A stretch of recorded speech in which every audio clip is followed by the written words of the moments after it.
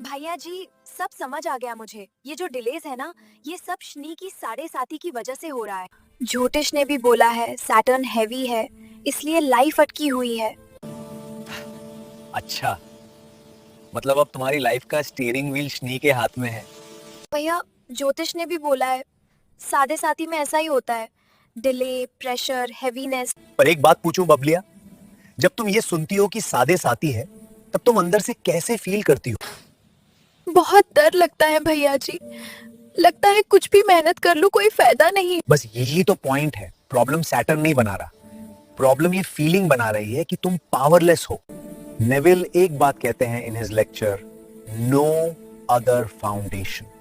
या तो तुम मानती हो कि तुम्हारी लाइफ का बेस तुम्हारी कॉन्शियसनेस है, या फिर तुम मानती हो कि कोई और चीज तुमसे ज्यादा पावरफुल है।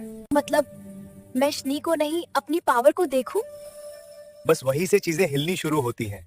नेविल ने खुद कहा है कि एक टाइम पर उन्होंने एस्ट्रोलॉजी भी सिखाई थी, सच में? पर बाद में उन्होंने ये समझा एस्ट्रोलॉजी काम करती है बिलीफ की वजह से, प्लैनेट्स की वजह से नहीं। तो फिर चार्ट गलत हो तो भी काम करता है? वहीं से नो अदर फाउंडेशन शुरू होता है। एक किस्सा सुनाता हूं, उनके लेक्चर से ही एक एग्जाम्पल है। कोई थियरी नहीं पर एक रियल इंसिडेंट। एक लेडी थी, नॉर्मा। नेविल ने खुद बताया है कि उन्होंने नॉर्मा को एस्ट्रोलॉजी सिखाई। एक दिन उसने एक क्लाइंट का चार्ट बनाया और बिना जाने गलत टाइम लिख दिया। गलत चार्ट? फिर तो रीडिंग भी गलत हो गई होगी ना? हाँ, पर नॉर्मा ने जो पढ़ा उससे उस पर पूरा विश्वास था। उसने क्लाइंट को बोला तुम्हारा बिजनेस ग्रो करेगा, मुझे फी के तौर पर $100 भेजना। बिजनेस सच में ग्रो हुआ। $100 भी आ गए, जबकि क्लाइंट की रियल चार्ट में ये नहीं कोई नेगेटिव चीजें थी।